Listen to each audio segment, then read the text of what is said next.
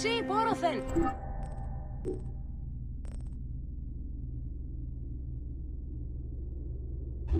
Sí.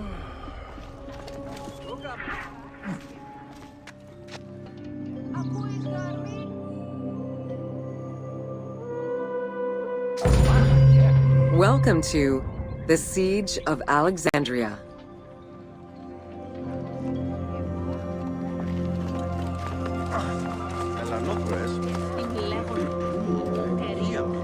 Among the collection of writings attributed to Julius Caesar are his descriptions of the Siege of Alexandria, the Gallic Wars, and the commentaries on the Civil War. These archives contain information on different campaigns, the wars of Alexandria, Africa, and Spain.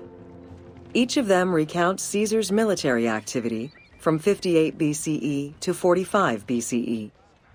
Though Caesar's documents remain a main source of information, it's important to note that the perspective is limited. It is necessary for other historical documents to be taken into consideration to provide a better understanding of events.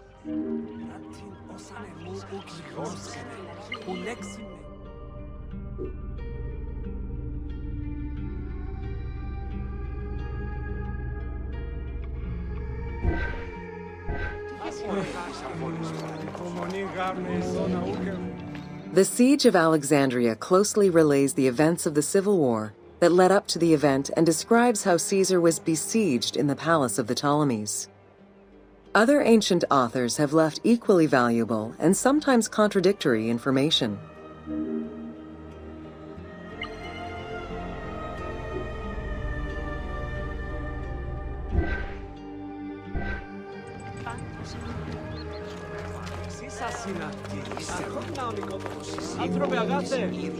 In the events leading up to the Siege of Alexandria, Cleopatra VII and her brother were fighting over control of Egypt. Young King Ptolemy XIII's regent, Pothinus, had firm control over the young pharaoh, and an outmaneuvered Cleopatra soon went into hiding. This set the stage for Pompey's arrival in Alexandria. Having lost his battle against Caesar in 48 BCE, the Roman general turned to his allies, the Egyptians, for safe harbor. But on the advice of Pothinus, Ptolemy XIII had Pompey assassinated in the hopes of earning Caesar's favor. This would turn out to be a most unfortunate decision.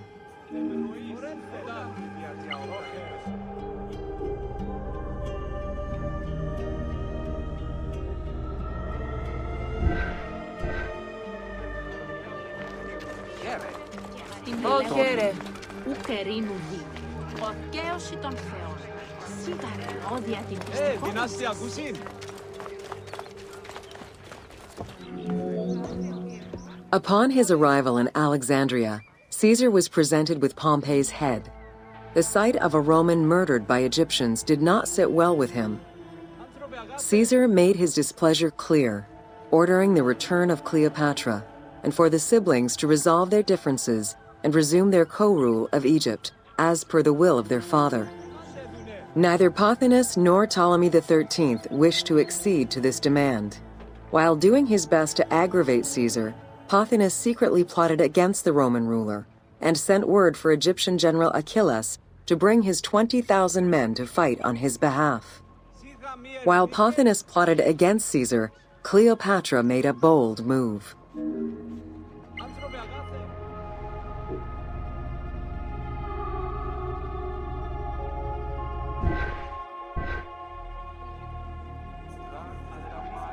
Δυνάστια Κουσίν.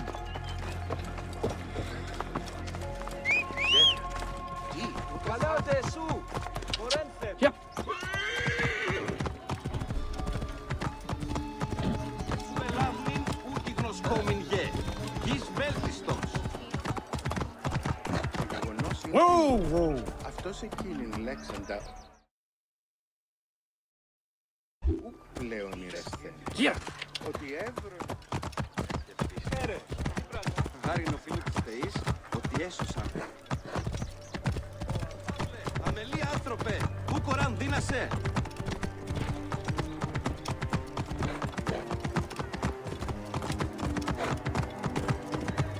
Τούτον ελάβνη.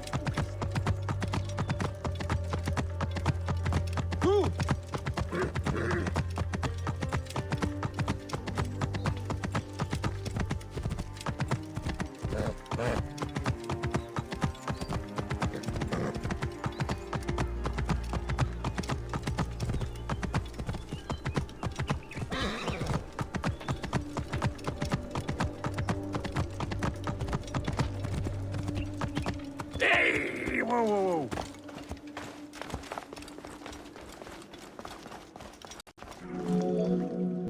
There are various descriptions of the encounter between Caesar and Cleopatra. One report states that she snuck into the palace alone at night. Another account claims she was accompanied by an ally and was brought inside the palace wrapped in a carpet bag. Though exactly what happened at this fateful meeting is up for debate, what is known is that Cleopatra met with Caesar and earned his approval. Pothinus and Ptolemy XIII were most vexed with this turn of events.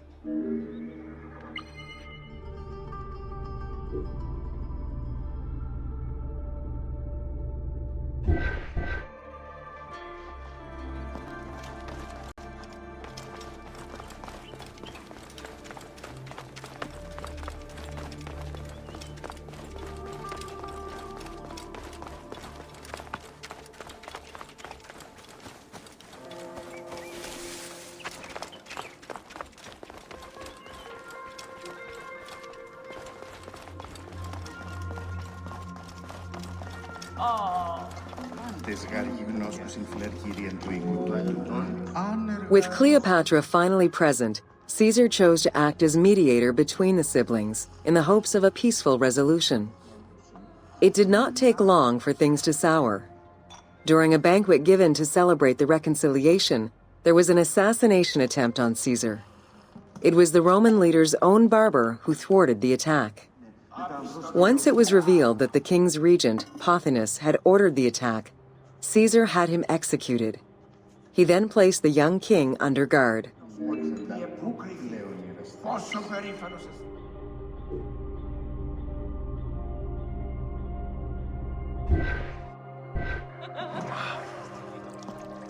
Το γεγονός είναι ότι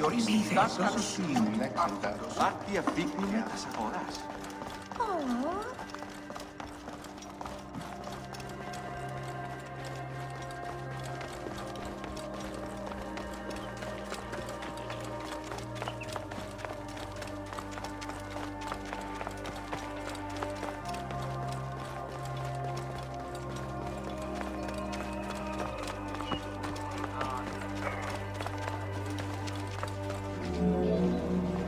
Caught within the palace with roughly 4,000 troops, and with the knowledge that the arrival of enemy forces was imminent, Caesar sent for help from Syria, Rhodes, and Cilicia. He ordered his men to dig a ditch around the palace and build a wall leading to the harbor. This would ensure Caesar's access to the sea. When Egyptian General Achilles arrived in the city with 20,000 men, the battle for Alexandria began.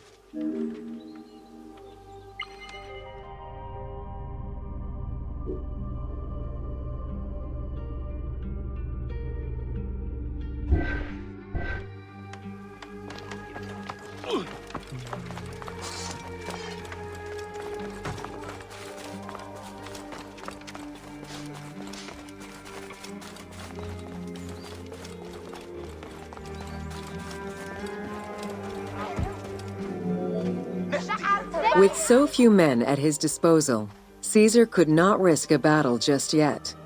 He sent ambassadors to Achilles in the name of Ptolemy to propose a truce.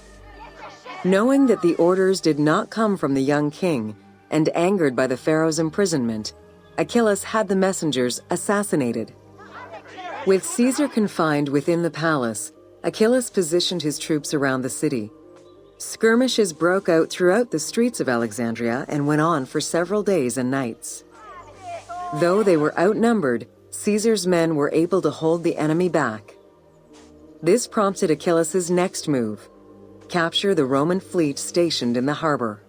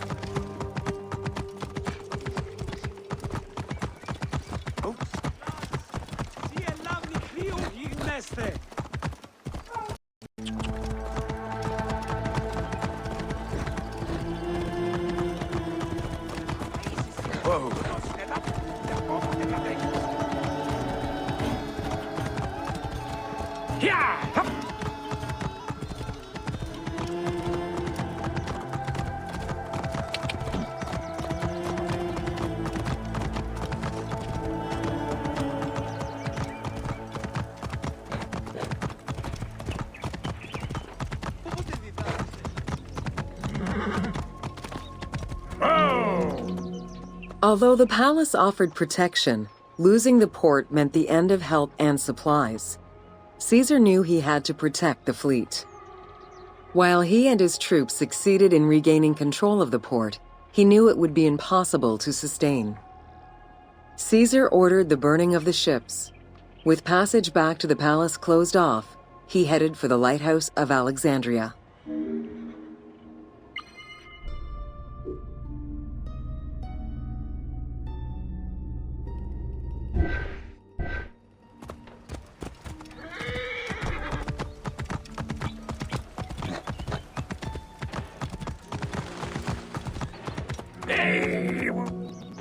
Fighting their way through the Egyptian troops, Caesar and his men eventually reached Pharos Island.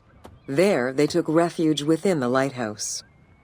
With easy access to the open sea, Caesar was able to send messages to his allies requesting reinforcements and more supplies. The island fort also allowed him to control access to the harbor by relying on the chains used by the Egyptians to control ship traffic to and from Alexandria's docks.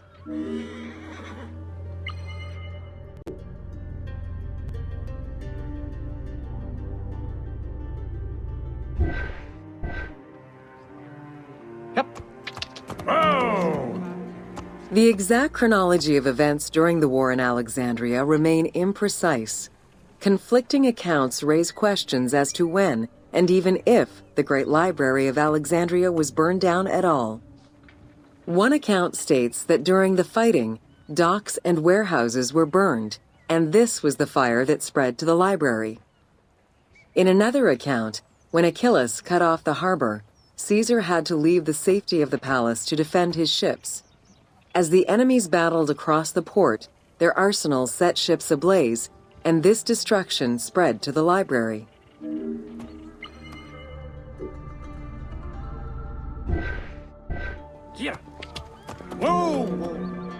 In either case, the Great Library was not completely destroyed.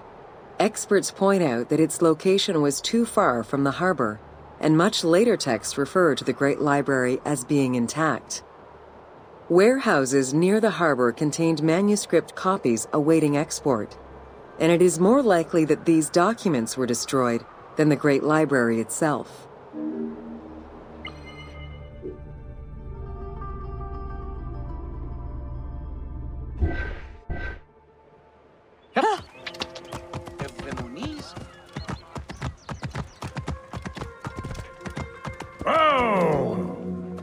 The destruction of the Great Library may have been due to a number of fires over the ages.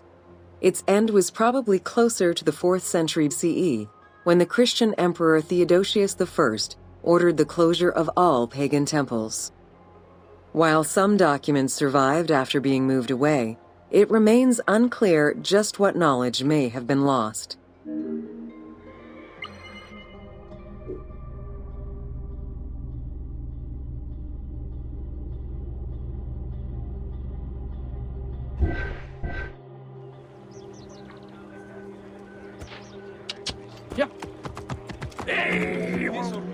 Where there are accounts of Achilles being in control of the battle against Caesar, it appears that instead Cleopatra's sister, siding with her brother, had him killed and put her ally Ganymedes in his place.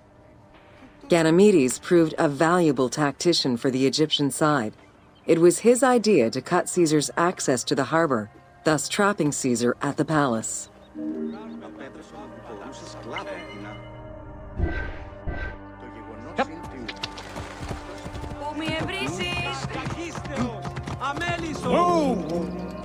During the time of Ptolemy I, canals had been dug throughout Alexandria to provide fresh water. Ganymedes had his men take control of these canals. After isolating their own water supply, he had his men pour salt water into the canals and cisterns that led to Caesar's camp.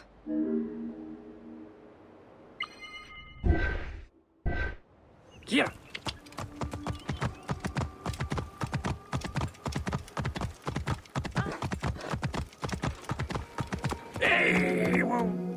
Panic erupted in Caesar's men. They wouldn't last long without fresh water. Recognizing that the porous limestone could help them, Caesar and his men dug wells to restore their water supply. Days later, the 37th Legion, comprised of Pompey's soldiers, arrived by ship. Unable to come ashore due to the winds, Caesar risked going out to meet them on the peninsula, Cape Chersonese. When the enemy learned Caesar's location, they rushed to intercept. Despite an obvious advantage for the Alexandrians, Caesar, with a Rhodian ship full of skillful sailors, emerged victorious.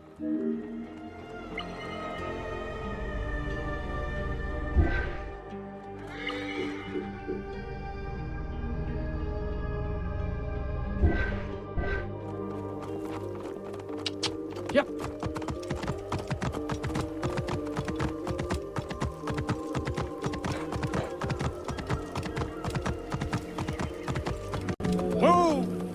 With help from the Allied ships, Caesar's victory enabled him to push the Egyptians back and secure the lighthouse.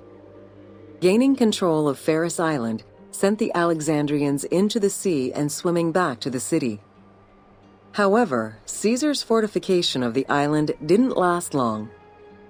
The enemy regrouped and were set to storm the island. Panic-stricken, in spite of Caesar's encouragement, many of his men then fled their posts, either by ship or jumping into the sea.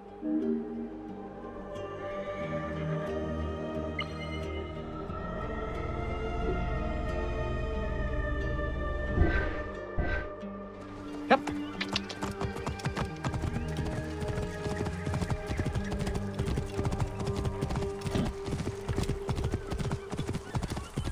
Oh!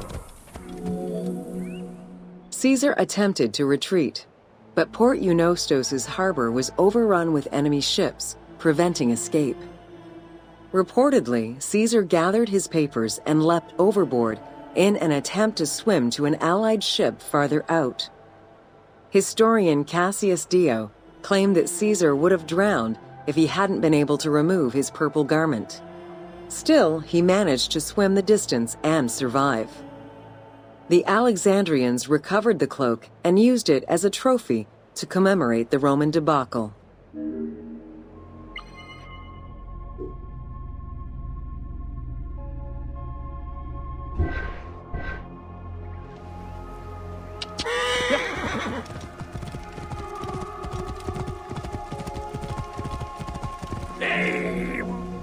Unhappy with Ganymedes and wanting their king restored, the Alexandrians approached Caesar with a compromise. Caesar agreed to release Ptolemy XIII after entreating him to spare the kingdom and remain loyal to Rome. Once freed, however, the king defied the agreement and continued the war.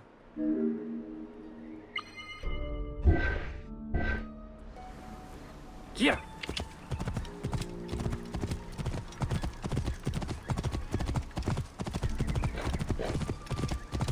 Oh!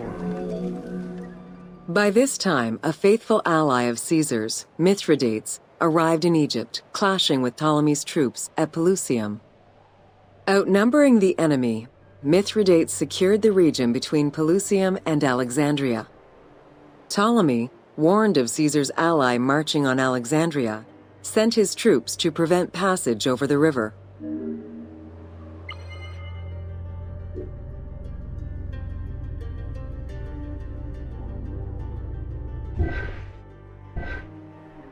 Yep.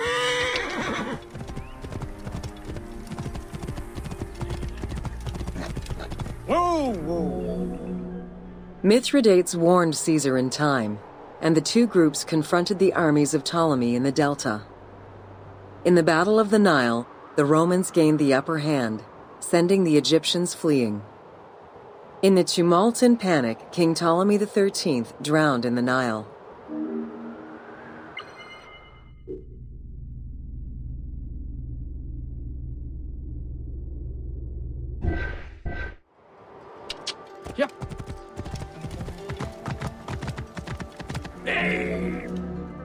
After the siege ended, Cleopatra VII married her younger brother, Ptolemy XIV, enabling her to reign over Egypt until 30 BCE.